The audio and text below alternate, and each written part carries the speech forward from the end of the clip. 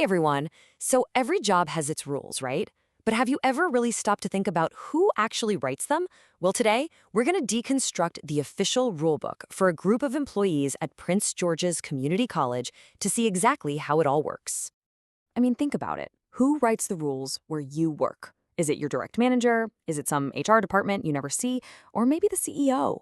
For a lot of us, it's kind of a mix. But for unionized employees, the answer is spelled out black and white in one very important document.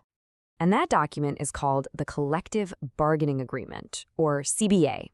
Now, that sounds like some super dense legal text, I know, but it's way easier to just think of it as the official workplace rulebook, one that was written by both sides.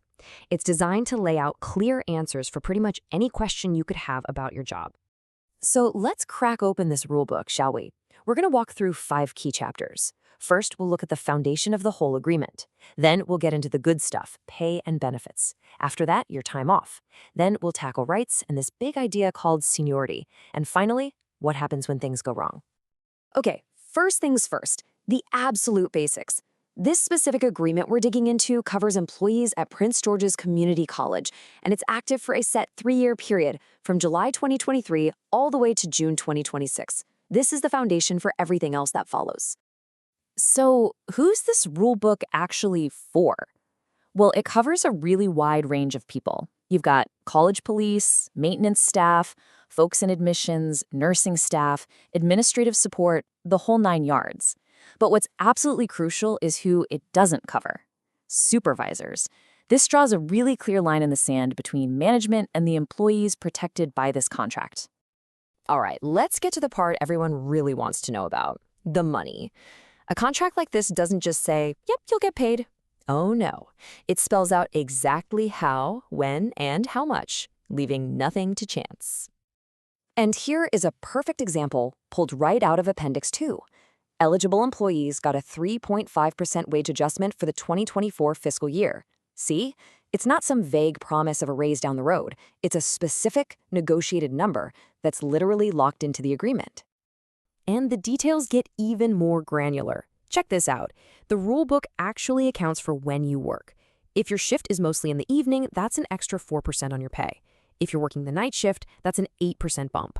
This is what's known as a shift differential, and it's all laid out right there in Section 9.6. Of course, a job is more than just the time you spend on the clock. A massive part of any good workplace rulebook is defining the time you get off.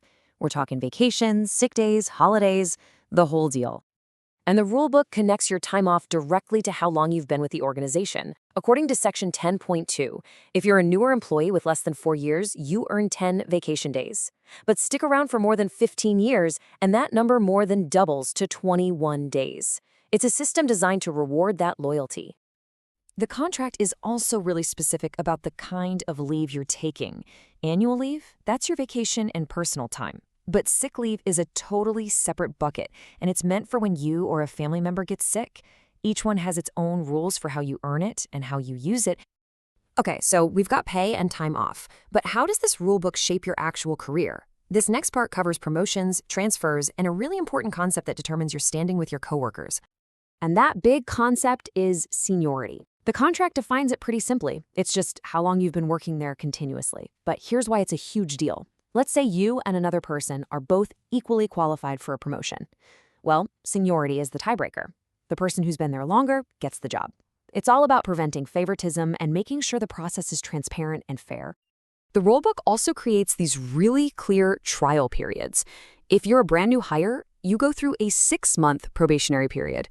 But for an existing employee who gets promoted, it's a much shorter 90-day trial in that new role, just to make sure it's a good fit for everybody.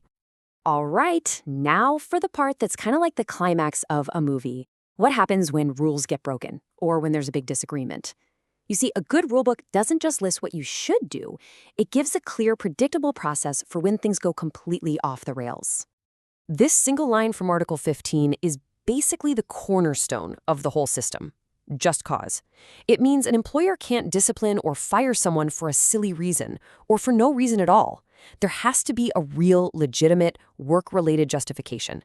This is a massive protection for employees, making sure that big decisions are based on performance, not personal feelings. This just cause idea means discipline shouldn't ever be a surprise. The contract lays out a clear path called progressive discipline. It starts with something small, like a verbal warning, and only escalates from there if the behavior doesn't change. The goal isn't just to punish, it's to correct the problem. But hey, what if an employee feels that management broke the rulebook? Well, that's what the grievance procedure is for. It's a formal, step-by-step process an employee can use to resolve a complaint, moving it up the chain of command to make sure they get a fair hearing. So when you put it all together, the pay scales, the rules for time off, seniority, the discipline process, what does this rulebook really do? It creates predictability. It creates stability. Everybody, from the brand new hire all the way up to the college president, knows the exact rules of the game. And that brings us to one last thought for you to chew on. Every single workplace has rules, whether they're written down or not. So if you could write just one rule into an official rulebook for your job, what would it be? Thanks for tuning in.